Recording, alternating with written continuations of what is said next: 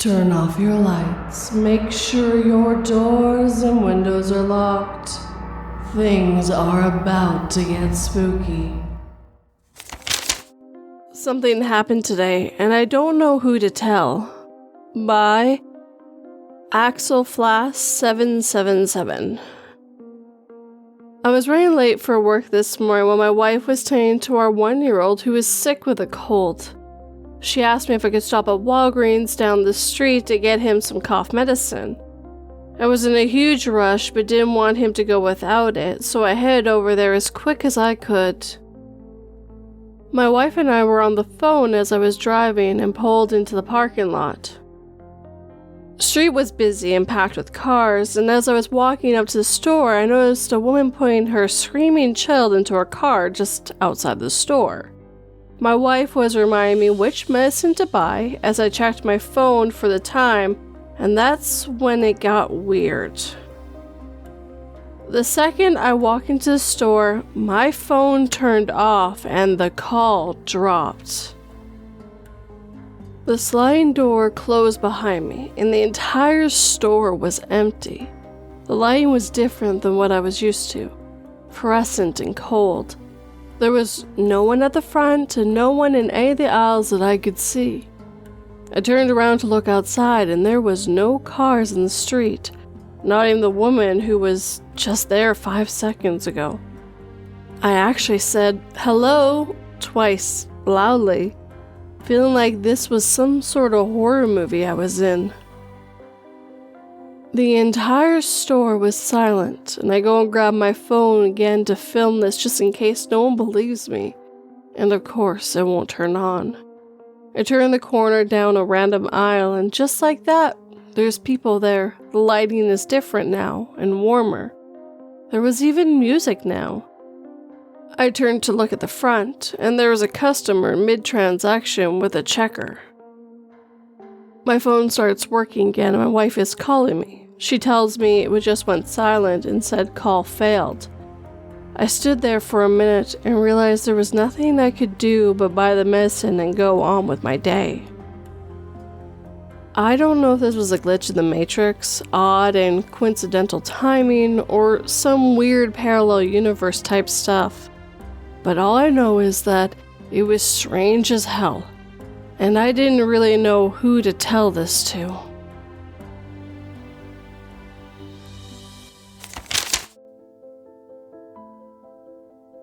As I finished digging the hole in the backyard, I began to feel guilty for killing my wife over financial problems.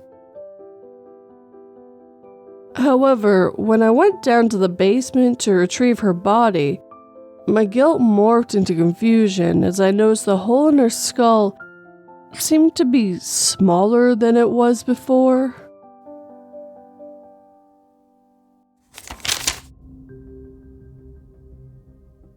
My new puppy has somehow managed to make my phone disappear in less than a minute.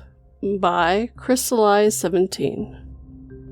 I was doing stuff on my phone this morning and plugged it in because it was almost dead. Then I left my phone on the bed, still plugged in, and left the room to get my water bottle from the kitchen. I returned a few moments later to find my new puppy dragging the entire cell phone cord into the hallway from the bedroom with no phone attached. I was expecting to find the phone tossed somewhere near the bed or still on the bed since the puppy had grabbed the charger cord and ran off with it, but the phone has 100% vanished. I have taken the entire bed apart, taken all the sheets and pillowcases off, moved the bed away from the wall and taken the mattress off, etc. It's literally nowhere. I've searched everywhere in the bedroom and even other rooms, even though it's extremely unlikely that my tiny puppy could carry the large, slick surface phone anywhere. I've searched underneath and behind all the furniture, moved stuff just in case a phone was wedged in some way between the furniture and the wall, etc. I've searched trash cans, any open boxes, open shoes, anything that could possibly get a phone dropped into it by a phone being flung through the air as a puppy runs off with a power cord attached to it. There's only one floor register cover that maybe, just maybe, could fit the phone down it. I'm still not certain it would fit. It would have to have been at the perfect angle. And I've taken it off and searched, and there's no phone. The register isn't deep. It's impossible the phone would have gone far, let alone the already extreme unlikely chance it managed to make it through the register cover slit. What the fuck? I have lived in this house for 3 years and lived in multiple apartments before this.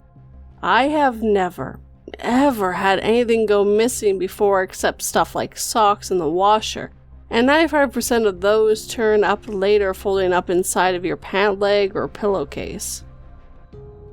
My puppy loves power cords.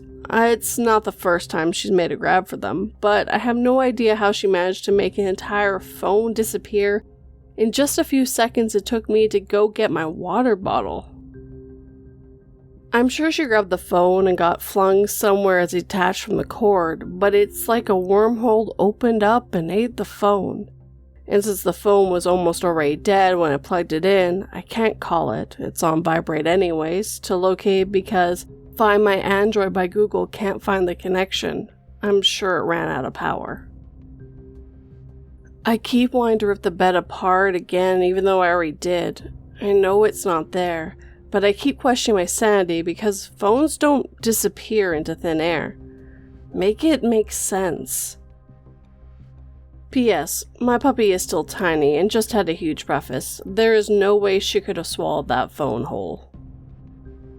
Also, I live alone. My dog is the only one with the capacity to move anything, and I had just left the room for a few seconds. Update. I convinced myself that it must be in the air duct, so I bought one of those Baroscope inspection cameras off Amazon that you feed into the ducts and pipes. Well, that was a big waste of time. There was a lip of metal where 2 pieces of duct are nailed together right before the drop-off point, so I can't get the camera past the lip no matter how hard I try. So I'm still unable to see down where it drops off. But the lip of the metal and all those nails that just jolt out in that area just make it more and more likely the phone made it that far down. Also, I accidentally had a dog ball drop into the vent while I was working on all of this, and it was immediately stopped by the first set of nails that jolt up at the entrance. Which is exactly what I would expect to happen. How could a phone slide past that even if I dropped it into the vent? Even with me not being able to see into the drop-off, it's just ridiculous a phone would make it that far because of how many feet it would have to slide through the pipe. The jolting of the nail and the metal lip at the entrance and the far end right before the drop-off. The entire thing is designed so it's impossible for anything to get that far unless you are literally chucking a ball down the pipe yourself that can bounce over all the nails and metal lips. So yes, my explanation is that it winked out of existence or fell into a wormhole. This question has gone to the top of my list for the first thing I plan to ask when I die. Where the fuck did my phone go?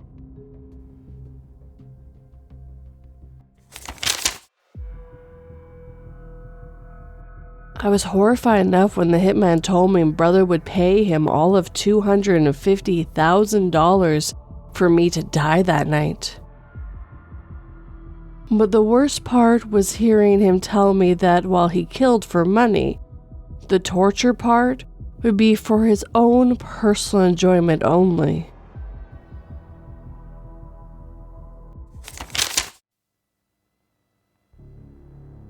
Car accident that never happened by Comfortable Pie 7983.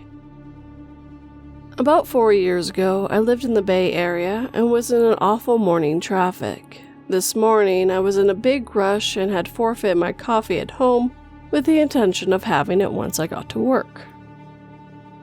Anyway, I'm sitting in this traffic when I go to mess with my radio. I'm totally distracted and rear-end a white truck in front of me. My heart drops. I turn off the music, throw on my blinker, and try to see how the dude I crashed into is reacting. Except, He's not reacting at all. He doesn't look into his rearview mirror at me, doesn't signal, nothing. Traffic moves forward a tiny bit, and I'm sick to my stomach trying to see the damage on his truck that I've caused. But there's no damage at all to his truck. Crazy, because I can vividly recall the crunch noise and the feeling of the impact today. I figured that my car got the blunt of the damage, and this guy probably doesn't have insurance / doesn't want to stop in this horrible traffic. I cheer myself on like, okay, I guess we're going to have to get our car fixed. That sucks, but at least his day isn't ruined. As I'm getting closer to work, I keep hearing my brain say, that didn't happen. It wasn't real.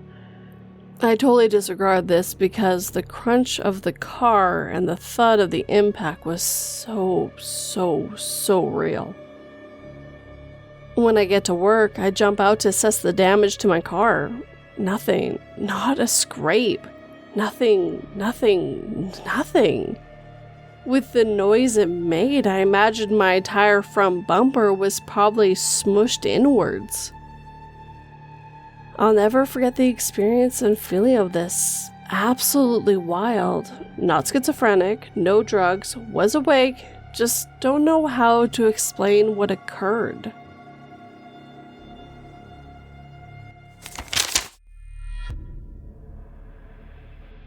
In her voicemail, my wife said our only son had just been killed in a hit and run. As I stood there listening to her wail, my eyes remained fixed on the silhouette of a little boy standing in the hallway of our home.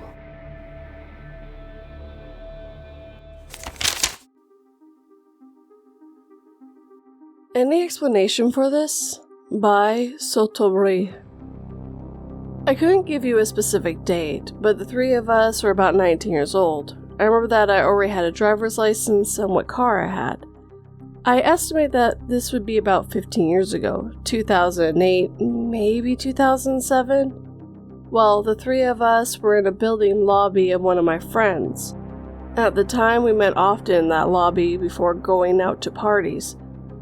We didn't have a penny, and I think it was the winter, so instead of driving the street or something like that, we were there for a few hours, and then sometimes we went out and sometimes we don't. The lobby in question was one where there was a doorman during the day and which had 2 to 3 sofas. We were in 2 of them, my 2 friends to my right on a large sofa and I'm in an armchair. We stayed there for hours, so we used to be barefoot, as if we were in our living room. At the time, from time to time, we were quite rude and we ended up talking about some deep shit, as if at that age you had any fucking idea what life was about. That day, we started talking about afterlife, parallel universe, and shit like that.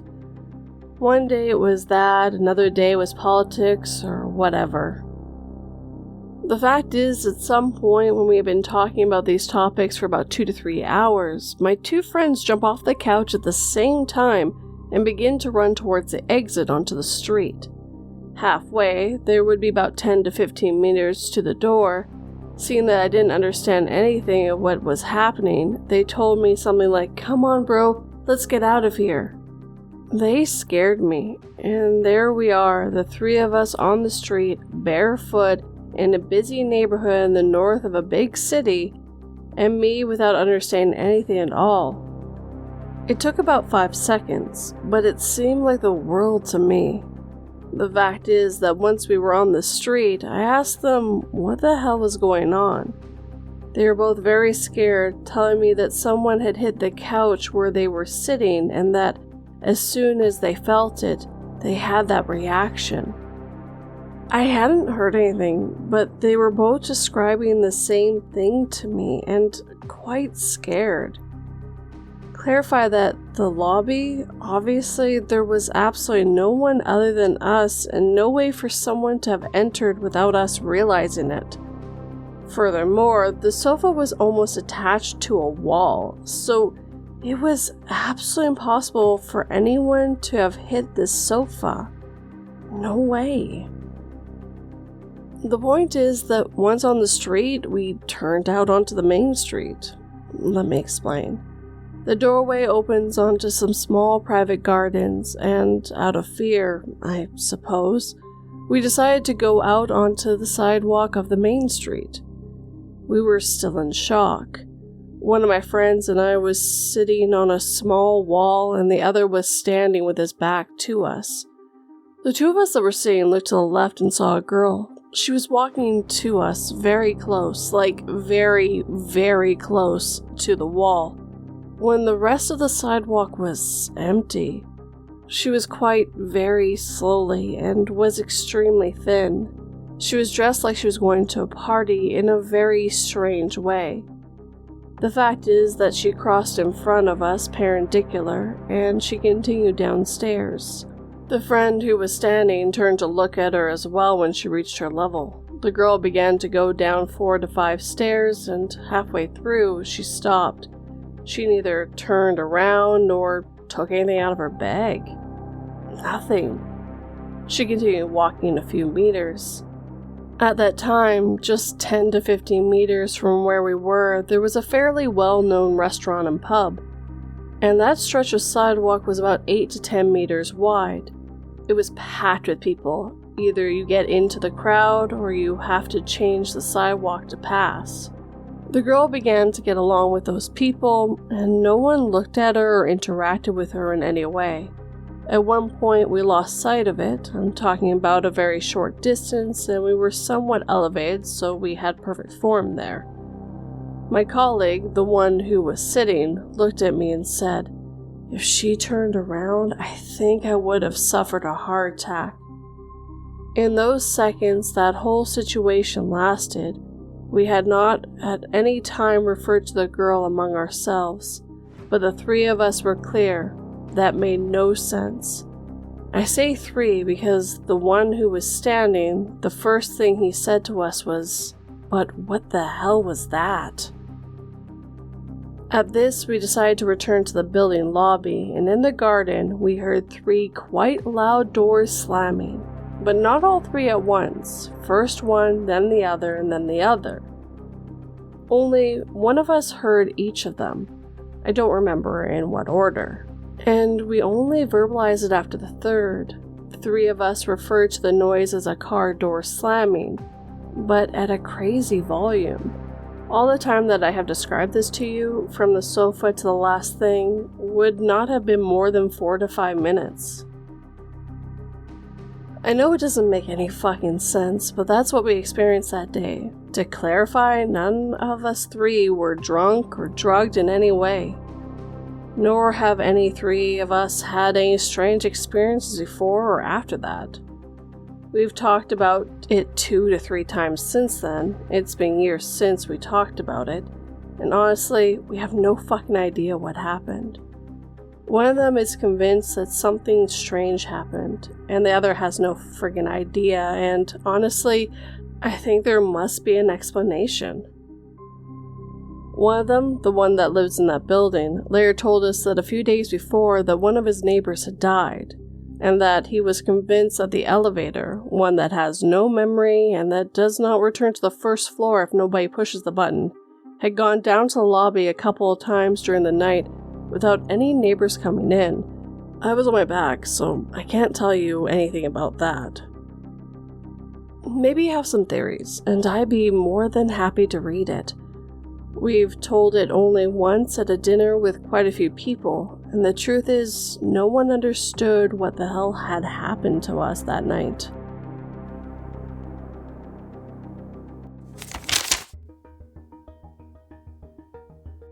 My wife squeezed my hand with tears in her eyes as the revolutionary device began to display our comatose daughter's first communication in years. I remember everything, the text kept repeating. My wife cried with delight, but my heart sank as I realized I'd have to kill her.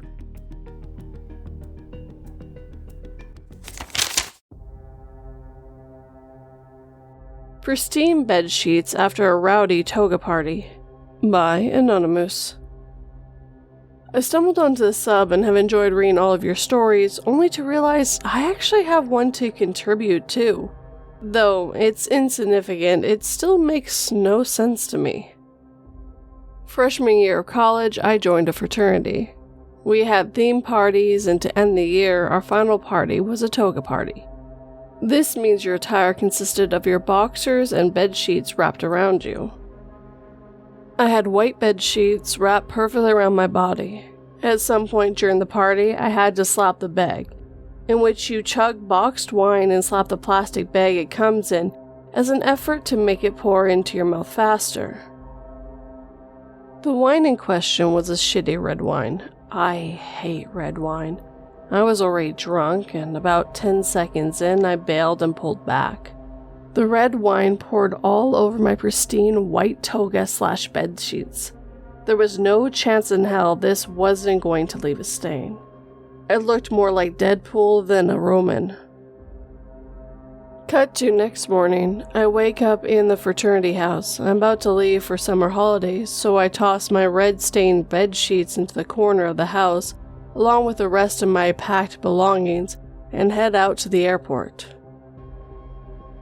When I come back from summer vacation, I went to get my stuff, fondly remembering the toga party, ready to buy new bed sheets. But as I reached into the exact dingy corner I had left my stuff in, I pulled out a perfectly pristine white bed sheet, not a single stain on it. I still have no idea what the hell happened. There is no chance anyone else washed it while I was away. Those guys would need convincing to brush their own teeth. Besides, red wine would not come out without a fight. The bedsheet was crumpled in the corner deep amongst all my belongings, exactly where I left it. I got a couple of years use out of that thing when I was ready to throw it away. Not as crazy as some of the stuff I've read on here, but I thought I'd share.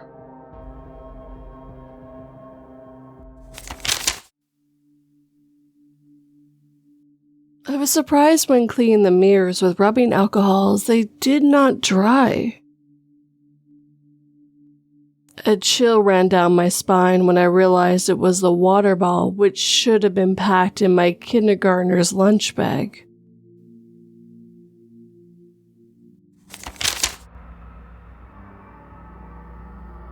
Teleporting glitch while patrolling as a night guard by Mysterious Rock 9559. For several years, I worked as a guard at an office building which included 5 floors and 4 underground floors. The underground floors are mainly for parking. Every 2 hours, we need to patrol all floors starting at 5, then go down each floor by the elevator. At floor -3, parking lot, there is a long walk that connects the office building with the courthouse for cars to drive between the two. It takes about 7 minutes to walk there. In my patrol, I needed to go there to the checking points, but I never did this because no one instructed me how to get to it. The few times I tried to find it by myself at night, pretty spooky, ended up me being lost and had to go back, as I always pass that place, turn around and go to the elevator to get to -4 floor. 2 weeks before my resignation, I told myself, what the heck, I'll try to go there again. I go to the -3 in the elevator, check the nearest checkpoint with my work phone app, need to scan the barcode, and continue to the courthouse. Here's the weird part. When I got to the place where the road to the courthouse is supposed to be, I found the wall of the -4 floor. I was stunned. I thought maybe I did go to the -4 floor by accident, which seemed pretty weird by itself because every few meters there was a sign on the wall indicating the floor you were currently on. Big paint of the number, which was -3 all the way to that wall. I went back, noticing now that every sign on the wall says -4.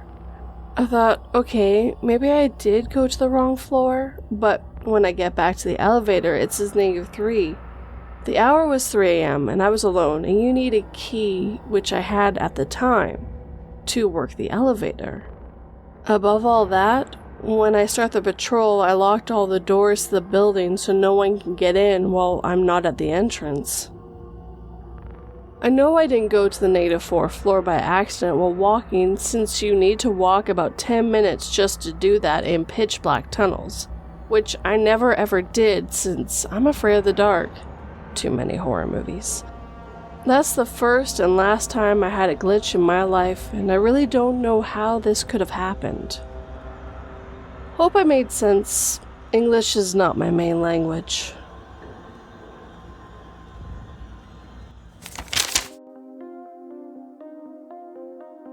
Once again, I pretend to be a kid while chatting online with other kids. I'm still not sure if I'm the last adult left, but based on the chats, they have killed everyone who looked over 18 years old.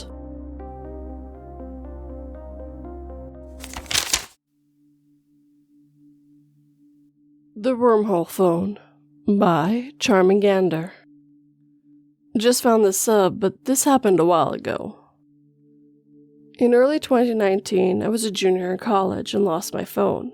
I lived in a house with 4 other roommates, and we decided to go play basketball at the nearby park. I was leaving my room and decided to check the time, but lo and behold, my phone died. Well, I thought no point in bringing this along. That's the last thing I can remember.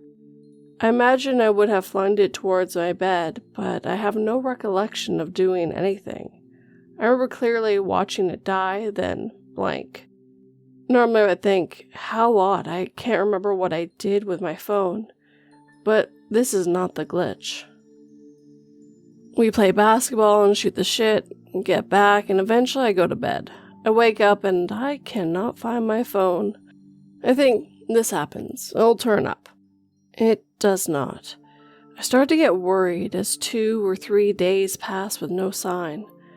I do the classic walking around even in all the stupid impossible places, but turn up nothing. My friend tries to tell me, "Did you bring it when we were playing basketball?" And I thought, hell no, I was wearing sweatpants and I wouldn't want a dead phone weighing my burn ass down. I eventually searched my room so many times that I went full psycho mode. Pulled every piece of furniture out, mattress, bookshelf, desk, everything but the clothes in my closet until I eventually ruffled through them too, and I found no phone. People looked at me as if I was nuts, but I was sure my phone couldn't have left my room. Why would I have watched the battery die and thought, let me take this with me, might need it while I'm bailing out? But maybe I was an idiot and did bring an uncharged phone to the park and left it there by accident. I go to check and sure enough, no sign of it. I try to tell people my phone quite literally disappeared, but they wouldn't seem to think it was strange. My roommates told me it was probably picked up by somebody near the courts. Stuff goes missing all the time, right?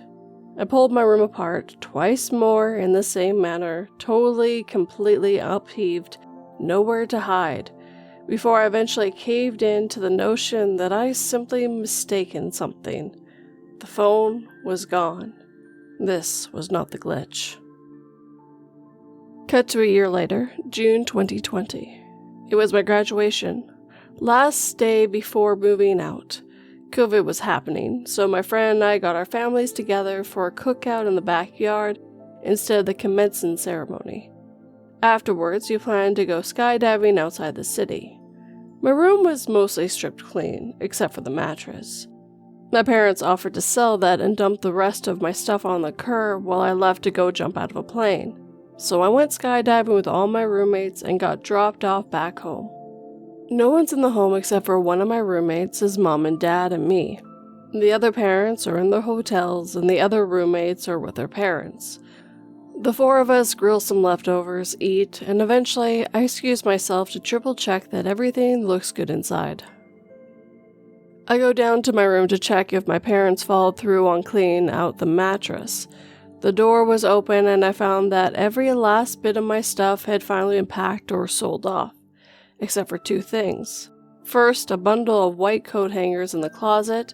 Second, my missing phone. In the same case, same make/model as the one that disappeared over a year before. I even kept a little fortune from a Chinese cookie inside the case. It was definitely the same, lying on the side with its screen facing the wall, in the corner where I used to sleep. It took me several texts between my parents and I to convince me that the glitch had occurred. Had they found it when they cleaned stuff out and left it there for me to find? No, they were as shocked as I was when I told them that I found it. The last thing they pulled out of my room was the mattress. They'd even done a final walkthrough to look at any junk or trash or spare items I had neglected to pack.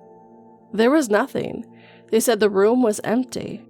They looked when everything was gone and did not see my phone. Just as I had looked all of those times wondering where the fuck it could be hiding. The phone itself appeared undamaged but wouldn't turn on. Instead, when I held the power button, it would buzz oddly. It's little spurts, sometimes strong, sometimes weak, always with a pause between, sometimes long, sometimes short. I could hold the power button again and it would stop, and then I tried to turn it on, the buzz would start again. This went on for days, but eventually the vibration got weaker and stopped. I was on the floor in my basement. My neighbor came over to say goodbye, and I was really feeling nutso. Everyone was just kind of blasé about it, like, oh, that's weird. And I'm in like full Papa Sylvia mode. Eventually the screen did turn on, but it had an error message in red text on a black screen. I wrote down, but you wouldn't believe what it said. To summarize, there was something about a hard drive partition error. I googled the exact message, but couldn't get any match at all, nothing even close. I always meant to take it in and get a tech support person to check it out, even well after the text went away and the buzzing stopped, but I never did. Still have the phone though. Want to do a little critical thinking brainstorm? Here are the only rational explanations. 1. My parents both lied. My loving, thoughtful, helpful parents, who can't take the same stance on pretty much anything, decide to neglect their parental duties to gaslight me.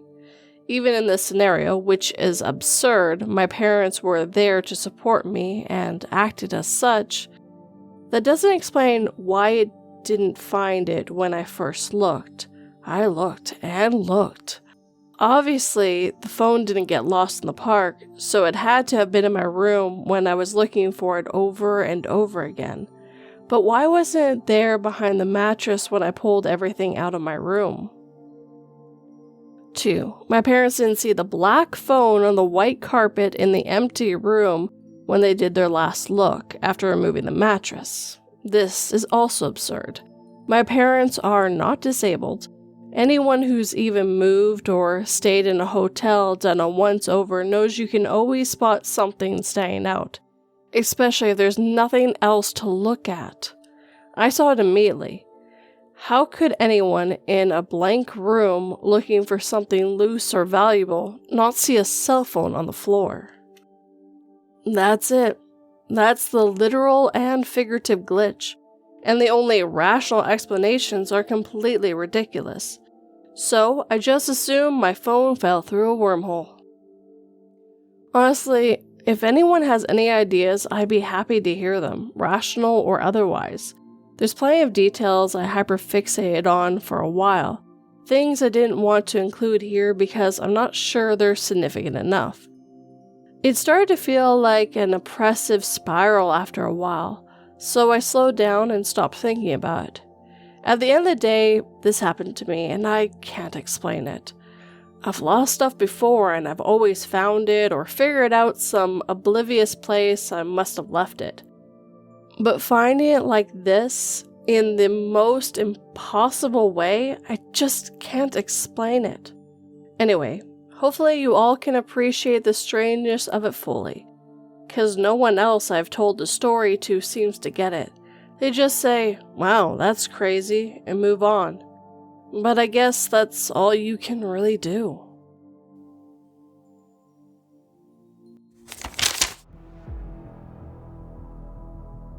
I had wanted her for years, so when the stranger offered to modify her neural chip, so she would never love anyone but me.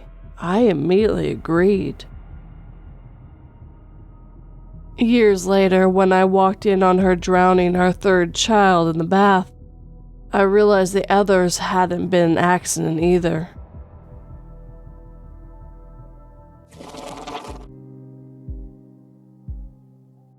And with that, our time together is coming to an end. As always, I'd like to thank the writers who let me read their stories this evening. For the longest time, I didn't find anything out about phones, and now I've had a bunch of phone-related glitches, which is kind of amusing, and I'm very happy that some of them are showing back up, though some have disappeared forever to never be found again. Weird that someone glitched to a whole nother floor, or maybe the number just glitched onto the wall, but either way, very bizarre. Kinda happy about the accident that didn't happen. Freaky for the person that happened to it, but became very inexpensive since it seemed to have not happened at all. Now, I know the guy was drunk when the incident happened, but he was sober the next morning and saw that the sheet was stained red with that wine. And then to come back a long time later and find that it was pristinely white again. Very odd. And it seems like the universe just wanted to take back its wine. I guess that red wine was better than you thought it was. Now, if you enjoyed this video, hit that like button and make sure it feels it. If you're new, please subscribe and turn that pretty little bell to all notifications. If you're on the podcast, please leave me a review if you can, and if you're on Spotify, there's always a question that you can answer as well. And no matter how you're listening, whether it's the podcast or YouTube or anywhere else, please share it with anyone who might like it. It really helps quite a bit. And I'd like to welcome my newest patron, Onyx Vale, and my newest member, Tina M. Thank you both for supporting my channel. If you would like to help as well, I do have Patreon and memberships, both for the podcast and YouTube. If you'd like to do a one-time donation, I do have PayPal and Buy Me a Coffee as well. All the links, including the ones to my socials and my website, are in the show notes / description box for you guys, so it's easy for you to find. But as always, thank you for watching and listening. It always has and always will mean the world to me. Sleep tight and don't let 42 bite.